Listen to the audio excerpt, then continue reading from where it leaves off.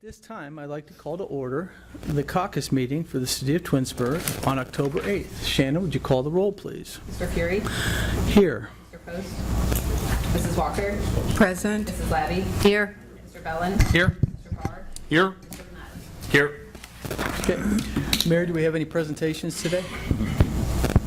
Mayor, any presentations? Any presentations? Caucus? For caucus. Thank you. Any items for discussion from council? Okay. Next, we have audience participation. Shannon, could you call the first person up? First, we have Colleen Rubin. Okay.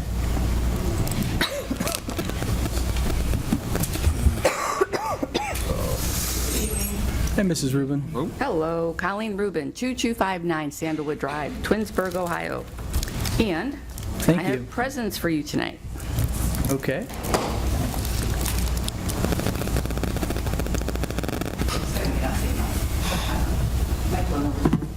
Thank you. Okay. So.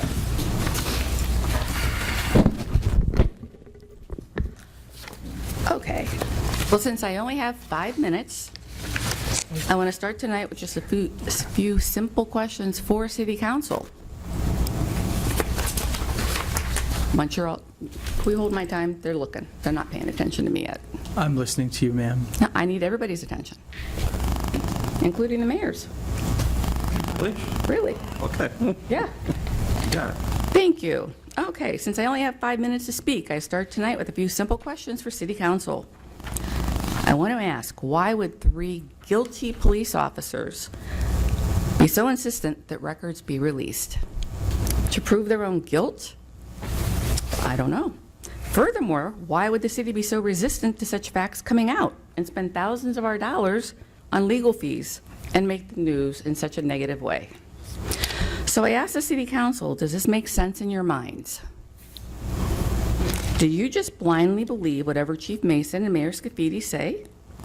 One must suspend any common sense to be a party to this travesty, which makes you complicit in the attempt to destroy 3 families.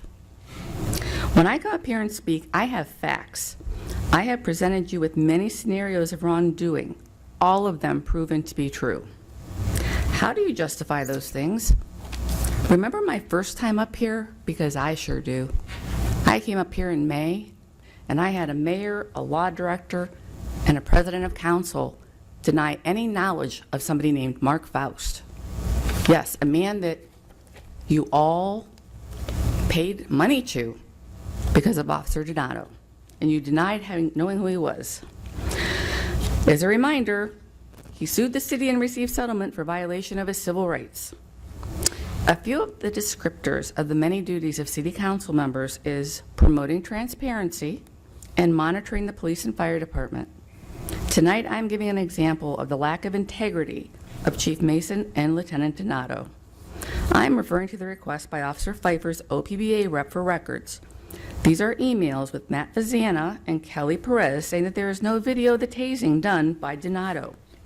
Only after Matt Pfeiffer showed Donato such a video did exist did the city send an email saying they double-checked and a video does indeed exist. You all just got a copy of those emails. Doesn't exist, doesn't exist.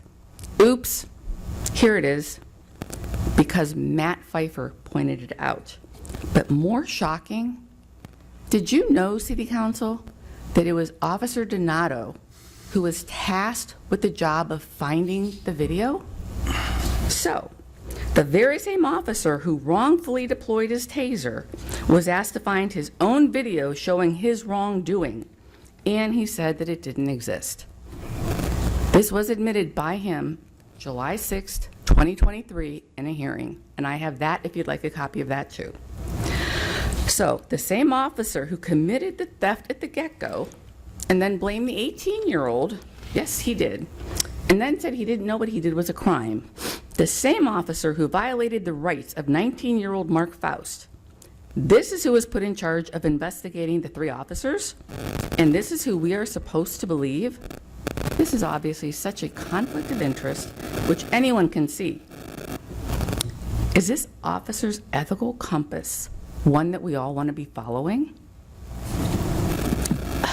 Do you know that the city's legal counsel sent requested records to the TPD3's attorney at 10 p.m.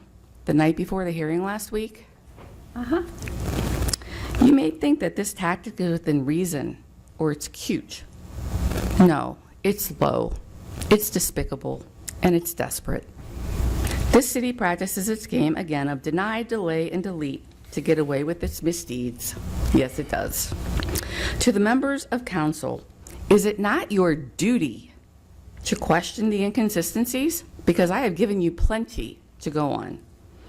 Are you presented with concrete evidence, or are you just given mere words by leadership?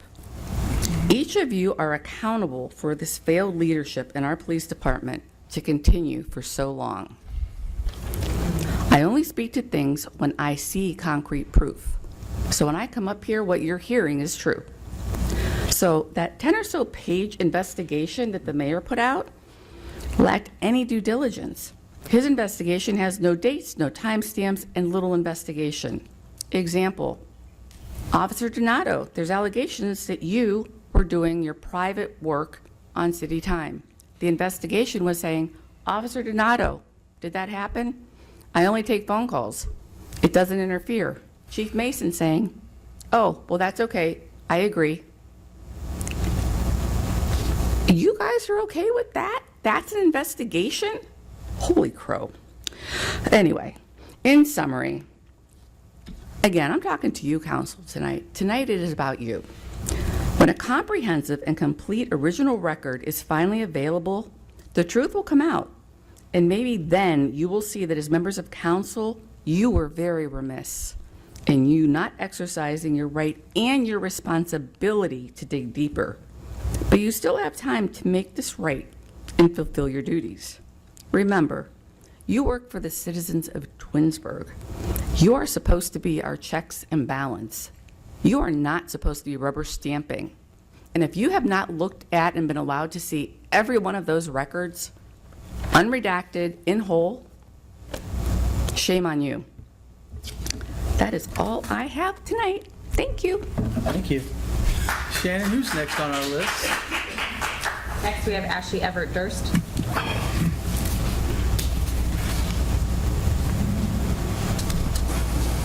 Ashley Everett Durst, 10,000 Ravenna Road. Good evening, City Council members. Thank you for the opportunity, and I will be mindful of my time. At the last caucus meeting, I raised concerns about my situation and how it has been handled.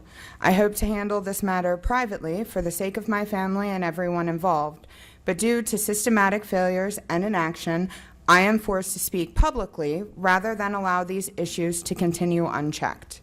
I'm here to highlight the broader issues these failures represent in our community.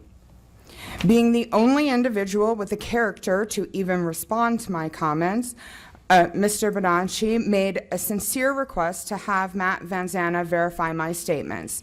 I must reiterate that these decisions were made under the direction of individuals in our law department like Jordan Knabb and Matt Vanzana, raising serious concerns about transparency and accountability. Since that meeting, there has been no attempt by the city to contact me. This isn't just about my family. This is about legacy and connections, and power are allowed to overshadow justice in cases involving serious allegations like rape and assault. My key concerns. 1, conflict of interest. Asking Matt Vanzana to verify statements made under his own department's direction creates a clear conflict of interest. Despite multiple attempts to contact Jordan Knabb and Matt Vanzana regarding my protection order and the refusal to file charges, I received no response. This silence raises serious questions about their commitment to justice.